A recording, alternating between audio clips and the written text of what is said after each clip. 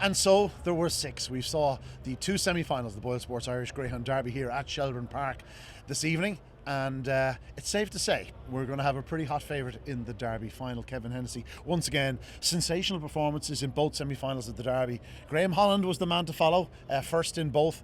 Bocco's Diamond takes the headlines, however, 28.94. But again, it's the third bend sectional that us racing nerds are going to refer to, 16.58. He's gone a full 3 lengths faster than Ewan Taylor went, who prior to this Derby was the fastest dog ever to the third bend. Sensational performance, just a sensational greyhound. Like I spoke during the week that perhaps this was as good a greyhound race in terms of on paper, in terms of quality as we've ever seen, and he basically turned it into a solo trial. Oh no, 2 strides into the race was over. I'd have backed him after 1 stride. Yeah, 3:27. Like, I suppose, not that it's getting boring, the third bend clocks, like, it's just out of this world, but the 3:27 is what blew my mind. I asked you, I thought that might have been the quickest ever. You corrected me with Clonagh Blaze going quicker, but for him to do a 3:27 when everyone sort of says like the Achilles heel or where you might catch him is maybe the first stride or two, like look, I checked before we come on, we've gone 5 rounds of a Derby. Like, it is a grueling competition, it's the best competition in the world. We know how hard and how tough it is on greyhounds. The slowest time he's done in this Derby is 29:23. Like, that's just, it's outstanding.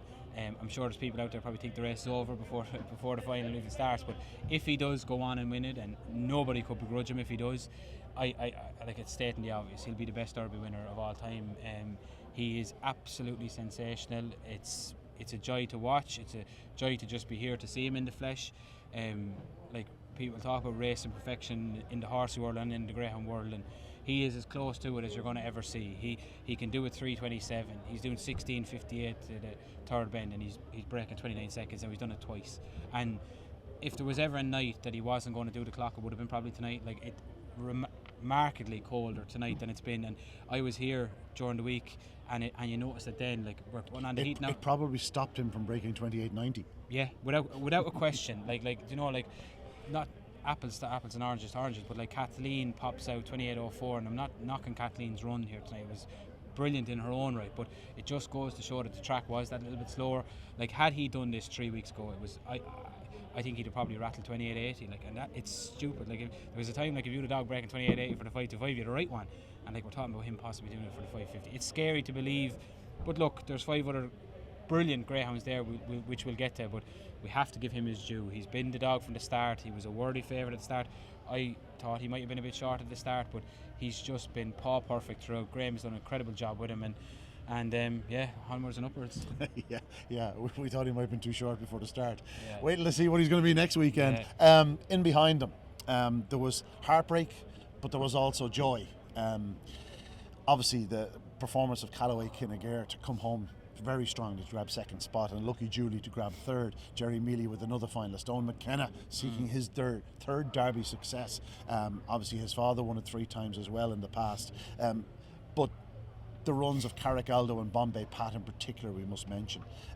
Carrick Aldo was like running an incredible race to the third bend, and I still thought he was going to qualify turning for home, and it was just the last, you know, it's the 3 or 4 degrees. That's what's after breaking it for him. The cooler temperature tonight basically knocked him out of the Derby final. What's he beaten in? He's actually 5th, but he's only beaten, like, he's only beaten 2 heads for second. Never mind for, you know, a head for third. And Bombay Pat, who ran a remarkable race. You know, he's in a bad pitch off the second bend and then nearly loses his footing. He nods, and for him to recover, the pace he showed to get back into contention, to be third turning for home, was unbelievable. But then the 2 big powerhouses came through, and, you know, it is a November Derby. We have to remember that.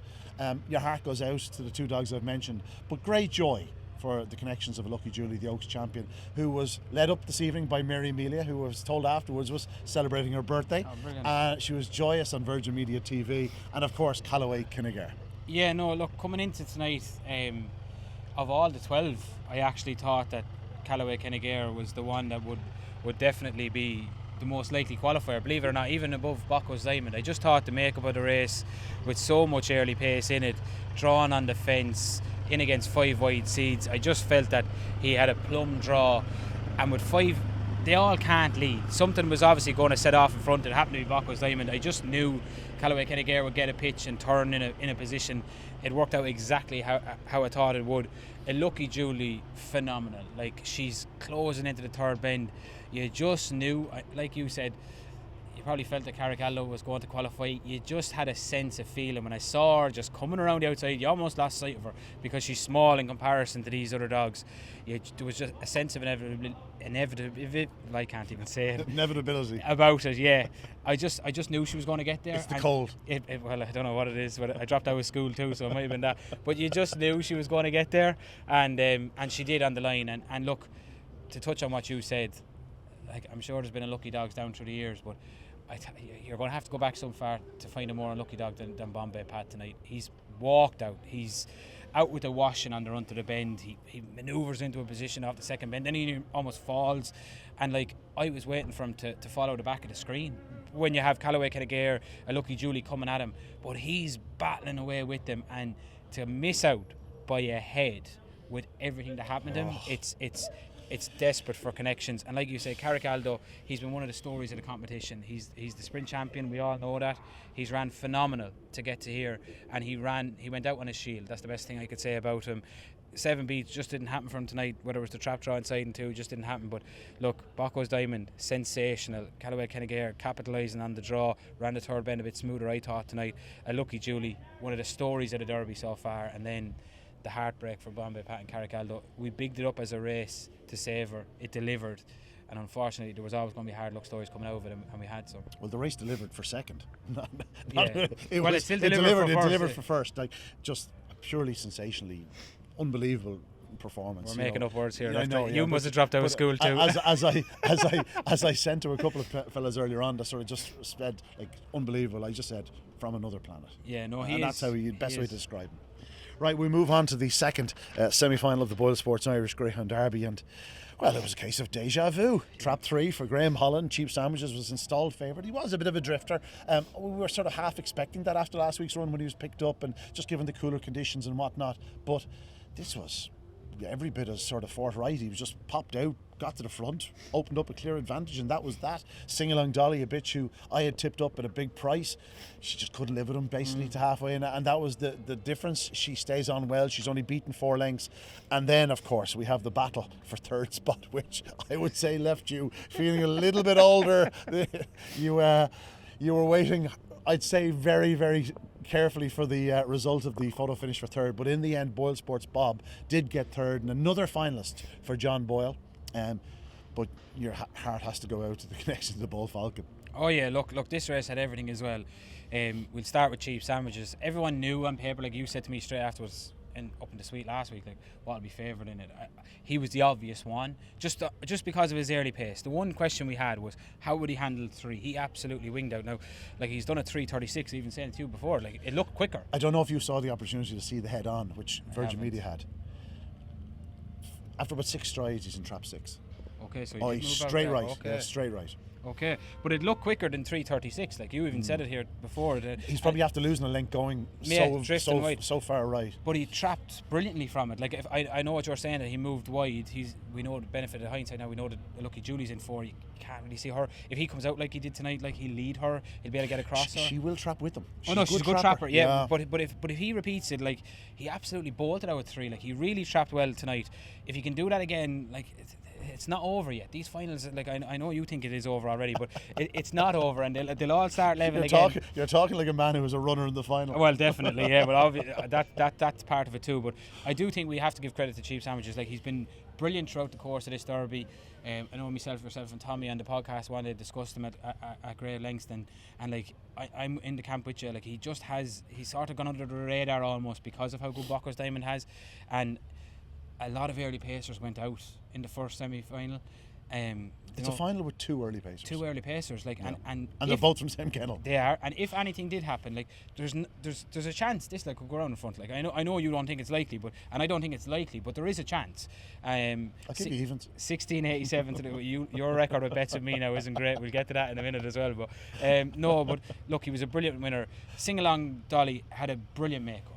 I understood you tipping her up. I seen it during the week. I wouldn't have faulted you at all. I thought it was a good call at a big price. You know, especially when you're giving tips, you don't want to keep tipping the favourites and picking them. So I completely understand why you went with her. I thought plum draw, she takes a start. If your man misses it out with 3, which could have happened, I thought she could have won. After a stride, I was getting excited. Yeah. He just went away from them. Well, he'd burn her down the back, and that's what happened. But look, for Gilbert Anderson, great night. Did a winner earlier on the card as well, and Pat, and he's delighted with himself. We met him after racing, and I described him once again as the luckiest owner in greyhound racing. He says, you got to stop saying that. Yeah, I know, but it's not a bad complaint to have. But no, she's run her heart out, and Pat's done an unbelievable job with her. Bob, it was one of those. The trap's open. Force seems to step into him, or he misses it as well. And like my heart, I look down at the ground. It's over, like it's gone. And like I touched on with Bombay Pat about unlucky dogs. Even though I was a benefit of it, like the connections at Ballinabula Jim, like Big Jim, he's been one of the stories of the Derby, and he's true. Like, I know I've capitalised on it. It must be muscular though. It has to be, yeah. And look, thankfully it's not a major injury, and look, touch wood, he'll be back as good as he ever was, but he was in the final. Like, and I'm saying that, and I was a lad chasing him, but he was through. He was 3 or 4 lengths clear. He's sub 32 seconds, 600 yards. You're not picking him up. No chance. He's in the final of the Derby. It's desperately unfortunate for it to happen when it happened, but thankfully it looks like a muscular thing. It's not a career ender. Hopefully they'll have him back sooner rather than later. But then I go from the high of Bob going third into the third bend, and John Kenny standing beside me at the third bend goes, "You're in the final." And I just looked up, and I remember seeing the only dog you don't want he's there. 2.5 lengths off him, and I know Bob is going to run off the last bend and give him the chance. I know the doors are going to open, and then the cross. It's like a slow, painful death. I am standing on the line, and they cross it, and I'm not sure. And I look up, and John Mitchell's nodding. "You're okay, you're sound." I see the replay, and I'm like, "No, I'm not." Photo? No, I didn't want to see the photo. My mother was walking around in front of me, wouldn't even look at the replay. Everyone was like, "The TV's up here." She didn't want to look. And then they announce it, and just the sheer elation again, and to be able to ring John Boyle, and I know I'm obviously clearly biased.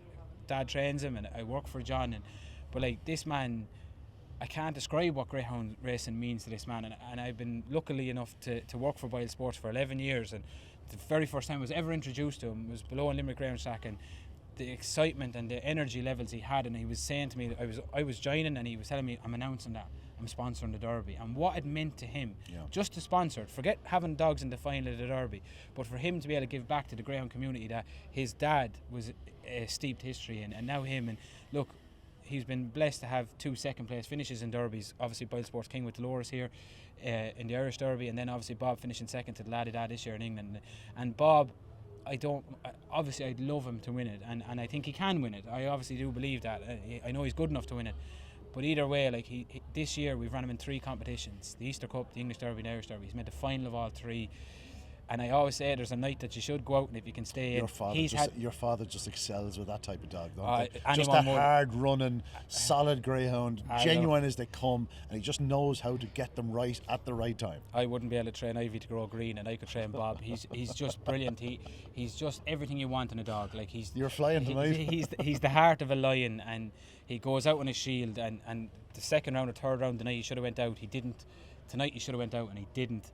And we were second in the English one, and I know everyone will think the Derby final is over, and believe it or not, quit saying I think it's over. I genuinely, I've seen enough of these to know it's not over. Well, I genuinely still wouldn't swap Bob, and that's been honest. I'm not even talking nonsense. I genuinely wouldn't. I love the dog, and I know he'll go down swinging. And look, may the best dog win, but then you go and look at the Bull Falcon, and I talked to Jamie outside afterwards, and talk about gracious in defeat. There was no down and out. He said, he just winked at me. He says, "I'd say I gave you a fright," and I said, "A fright?" and like he was. See, the thing is, they are in the same position as you, where they're at the third bend going lovely, and then they look down onto BoyleSports Bob. Oh no! And then to get as close as they did, but like if they had qualified, it would have been a bonus because they looked out at it when they saw it was BoyleSports Bob in front of them. Yeah, and Ballinabula Jim, like we have to emphasise on that too. But like he's ran an incredible race, the Bull Falcon. I don't know what he's doing from the third bend home.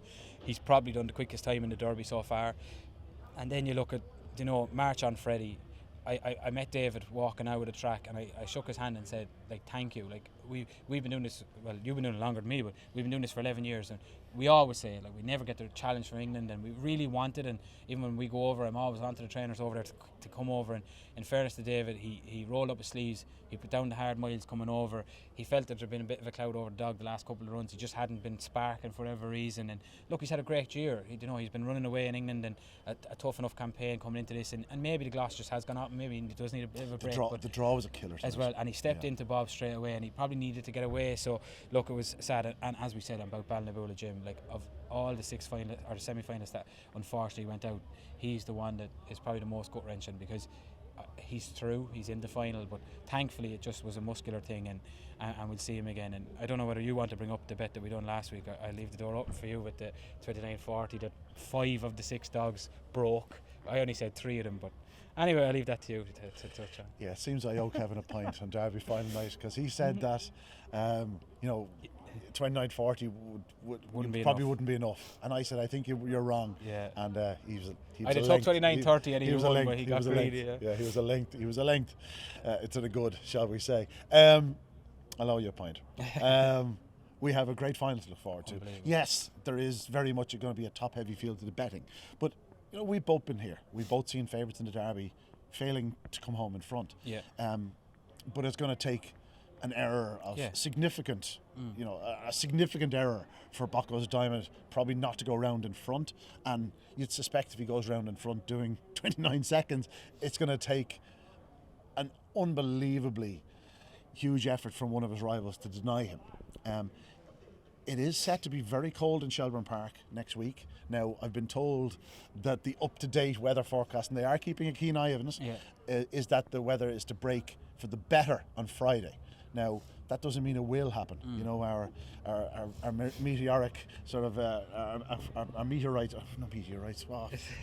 Anyway, weather people. It's too cold. I can't even think. My nose is running. Our weather people, shall we say, have got it wrong in the past. So who's to say? But we are left with a tremendous final. We've got a host of strong runners, and the real early speed then of Cheap Sandwiches, and of course Bocco's Diamond, who I think it's safe to say is in a different stratosphere as regards early speed, is compared to any dog in training, it seems. He will be 1 to 3, 2 to 7. Yeah. And there's no getting away from the fact that he will be very, very hard to beat. But all sets of connections will go into this Derby with, hope.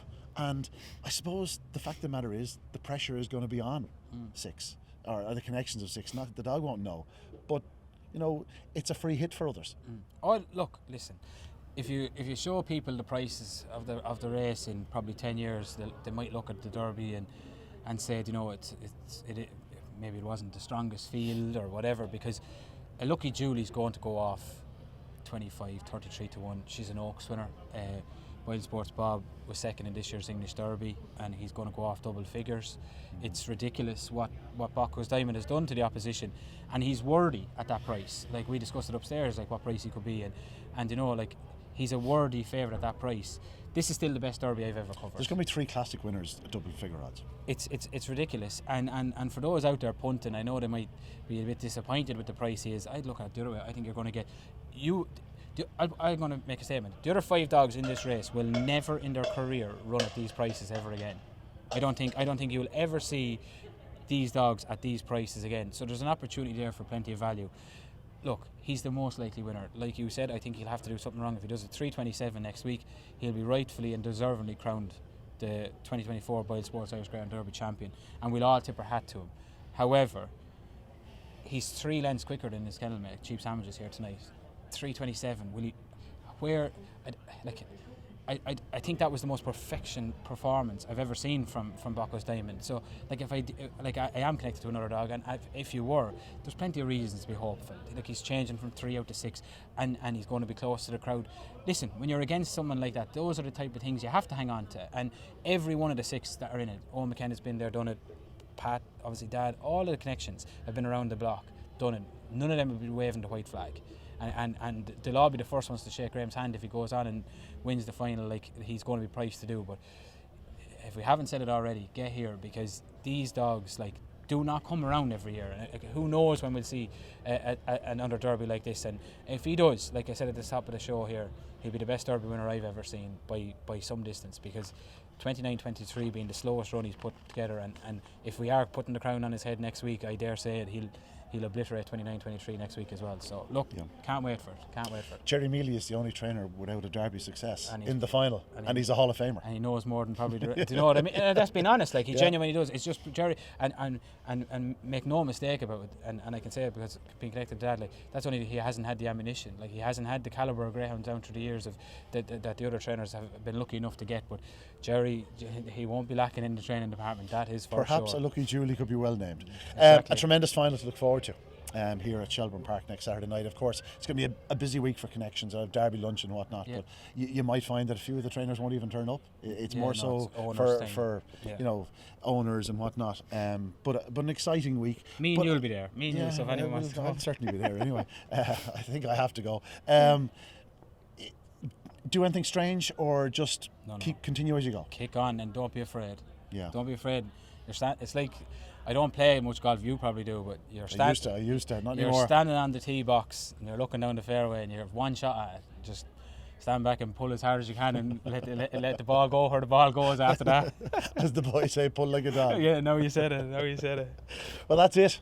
The BoyleSports Irish Greyhound Derby will come to a conclusion here at this wonderful venue on Saturday, November 23rd. An occasion not to be missed, the greatest occasion in world greyhound racing. Yes, there are more valuable races across the planet, but nothing can match Shelbourne Park and Derby final night. It's not just one of the greatest nights in greyhound racing, it's one of the great sporting occasions. So if you can get to this part of Dublin 4, I highly recommend it for what will be a very special night. Yes, we have a red hot favourite, but anything can happen in a Derby final. I know the man to my left is hoping that something does happen in a Derby final night, and that BoyleSports Bob is crowned the Derby champion. But so too are the remaining sets of connections. A great final to look forward to, and of course, we will be reviewing it on this very platform next week. We'll see you then.